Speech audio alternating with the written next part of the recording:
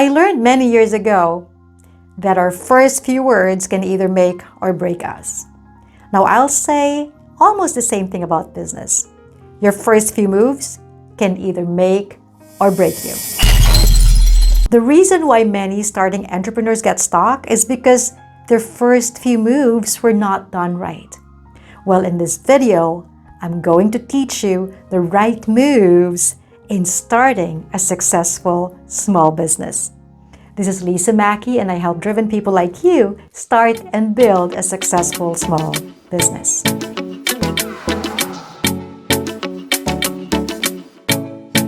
I always tell aspiring entrepreneurs that when you build right, you'll be all right. Well, having a successful business starts by building it the right way.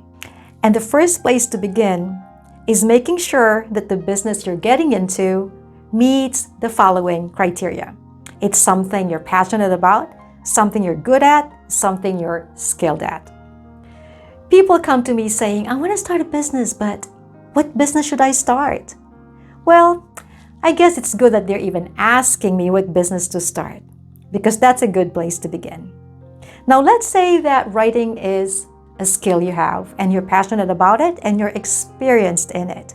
Well, that's a type of business you should start.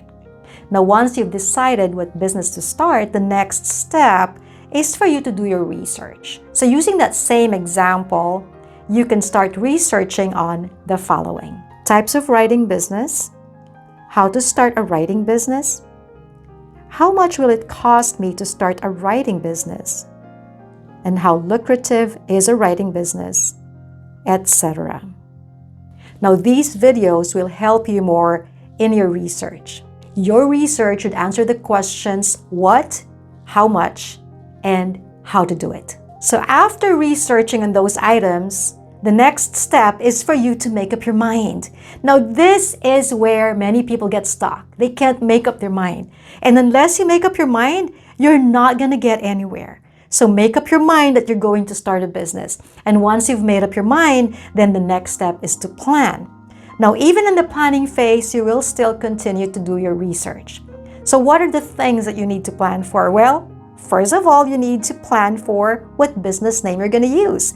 Are you just going to use your name? Now, if you decide to use your name, make sure that you attach the nature of your business to it, so it will be more understandable for people. Like with me, it's Lisa Mackey Consulting. So whatever type of business you're going to do, then think of a name that you can attach to your name. Now, if you're going to use another name, then that's something that you really need to plan for.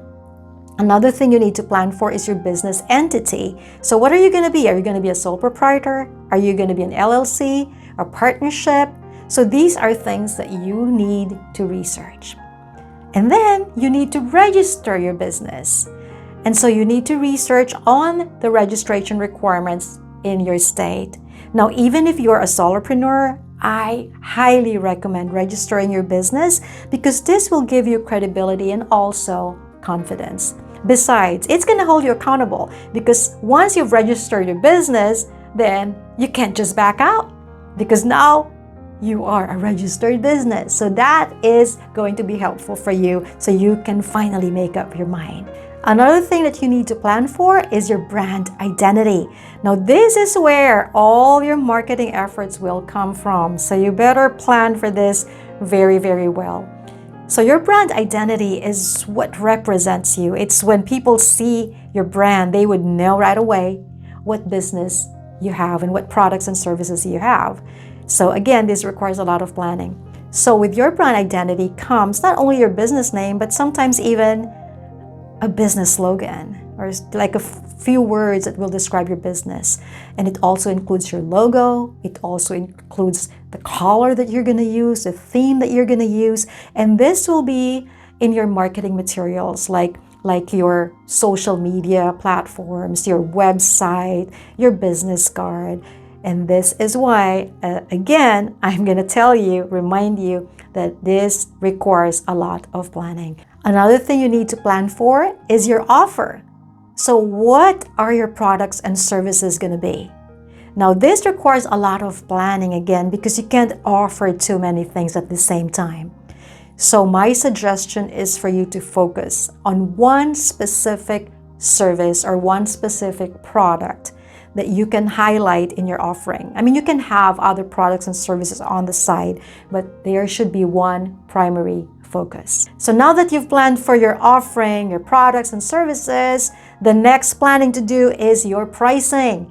Now, again, this requires a lot of planning because pricing will depend on your market niche, your products and services, and even the income that you want. So all these factors affect or will affect your pricing, so plan well for them. I'm going to explain more about this in a little while. Another thing you need to plan for is your customers. So who are your customers? What is your customer profile? Now, this video is going to help you create your ideal customer profile. Then after your customer profile, you also need to plan for your competitors. I mean, not planning for them, but planning in relation to your competitors, which will create your competitive edge. So who are your competitors? What are they offering that you're not? And what are you offering that they're not offering?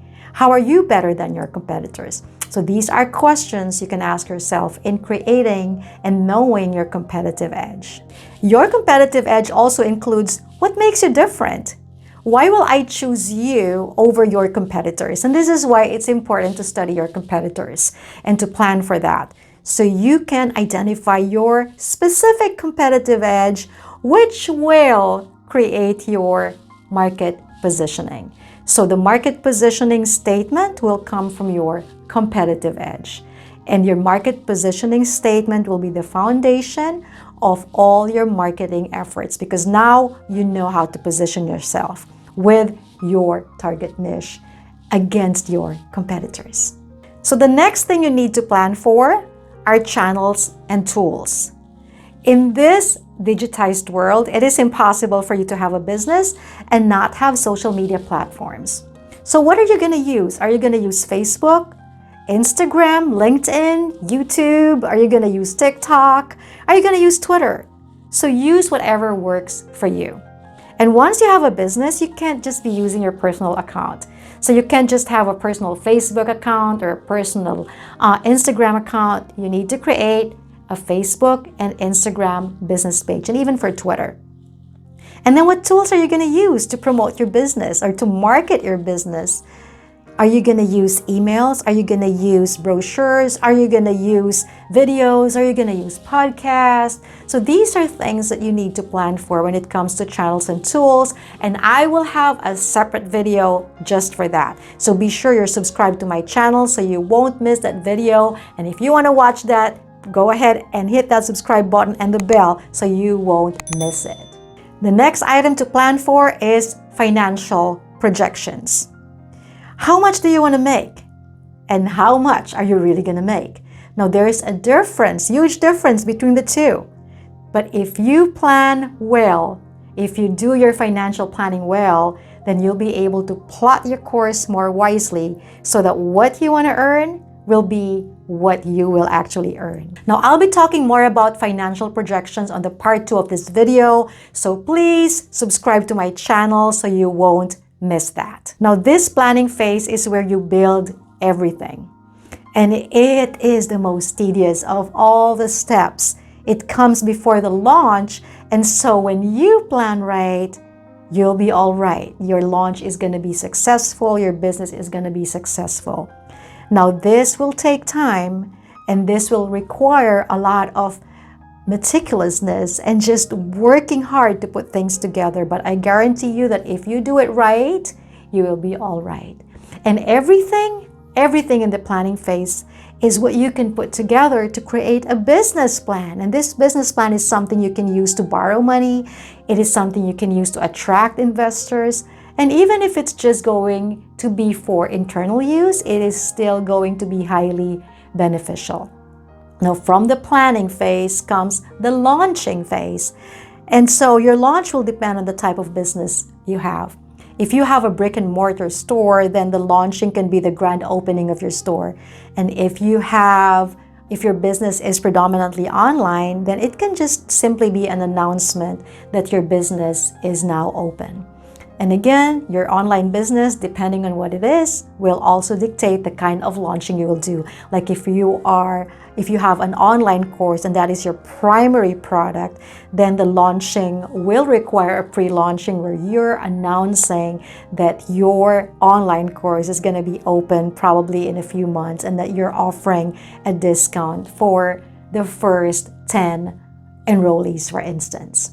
So again, the launch will depend on the type of business you have. But if you plan right, so the planning is the most critical, the planning is the most tedious, but when you plan right, then you will be able to launch successfully and then build successfully. So let me repeat the steps as a recap. Number one, make sure that the business you're getting into is something you're good at, passionate about, and skilled in. Number two, research. Number three, make up your mind.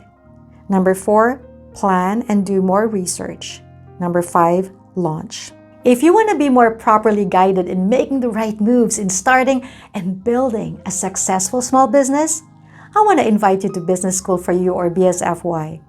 It's an online business program I have designed for you to help you from the conceptualization to the launching of your business and equip you with skills and tools that you need in becoming a successful entrepreneur.